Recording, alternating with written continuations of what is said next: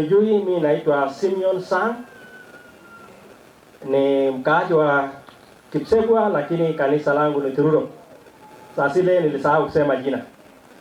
Basi tuko hapa siku ya leo kwa ajili ya kuhimiza mambo ya makambi. Sisi tutakuwa na kambi yetu mwezi wa 8 na itahusisha makanisa mawili na hii Sabbath School ya Kitogos, na tutafanyia pale Kipsebwa. Kwa nini mambo ya makambi? Mbona tunasema mambo ya makambi sana sana? Tumesomea fungu katika kitabu cha mambo ya Walawi. Nataka tuende moja kwa moja mpaka pale. Kitabu cha mambo ya Walawi 23:44. Mbona mambo ya makambi? Kuna nini katika mambo haya ya makambi? Najua mwana wa Israeli alikuwa akielewa sana kabisa mambo ya makambi. Muisraeli, unaposoma vitabu vingine ambaye Ellen White ameandika, inasema kwamba Muisraeli alikuwa anaomba Mungu sana kama angekuwa mgonjwa kabla ya makambi. Angeomba Mungu sana aweze kuwa hai kabla ya makambi, ili aweze kukutana na Mungu wake. Na kambi itakapoisha, alikuwa anasema tu hata kifo ikitokea haina shida. Lakini alikuwa anaheshimu sana mambo ya makambi. Kwa nini? Kwa sababu Mungu alikuwa akishuka kukutana na watu wake wale wa Israeli katika siku 7 ya sikukuu ya makambi. Hebu msomaji msomee Kiswahili iko hapa ama Kinani. Sawa. Kinani hata Kinani sawa. Mambo ya Walawi 23:44 na tutaendelea mpaka 43. Inatuambia mambo makubwa 41 mpaka 43. 23. Hebu tusikie maandiko inapoeleza kuhusu makambi. 23:41 mpaka 43. Nanyi mtashika kuwa sikukuu kwa Bwana muda wa siku 7 katika mwaka. Yes. Ni amri ya milele katika vizazi vyenu. Mtashika katika mwezi wa 7. Yes. Mtaketi katika vipanda muda wa siku 7. Yes. Wasalia wote wa Israeli wataketi katika vipanda. Yes. 43. Ili vizazi vyenu vipate kujua ya kuwa niliwaketisha wana wa Israeli katika vipanda hapo nilipowaleta kutoka nchi ya Misri. Mimi ndimi Bwana Mungu wenu. Asante sana.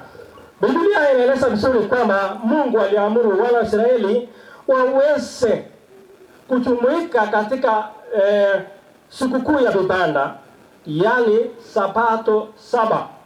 Na inasema kwamba amri hii ni amri ya milele. Kumbe Waisraeli walikuwa wakipumzika siku 7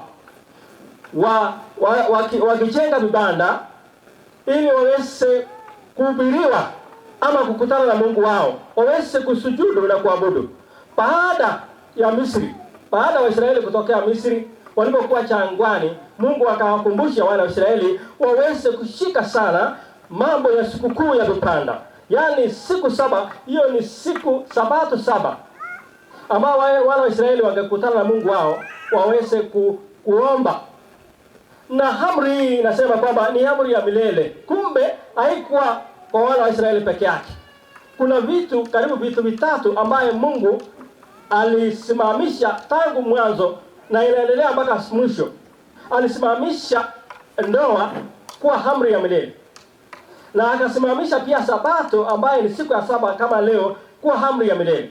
Na pia akasimamisha hii sikukuu ya vipanda, yani tu yoseke bagari yono.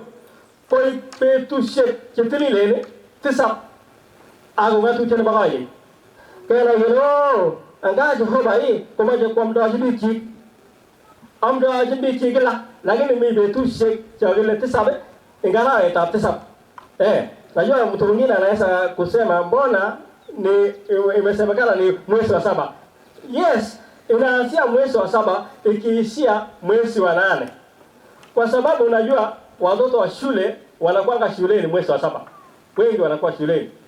Kwa hivyo ilionekana inaanzia mwezi wa 7 mwisho ikielekea ikiishia mwezi wa 8, kwa sababu mwezi wa 8 watoto wote wako nyumbani.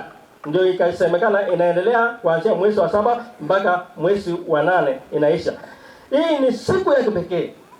Siku ya makambi ni siku ya kipekee ambaye mbingu inashuka kunena na watu wake. Kwa hivyo inahitaji kujiandaa mapema.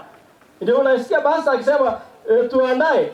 Tumeweka hii mwezi 2 ambayo imesalia kwamba hakuna business ama hakuna shughuli yoyote ambaye itafanyika kuanzia sasa.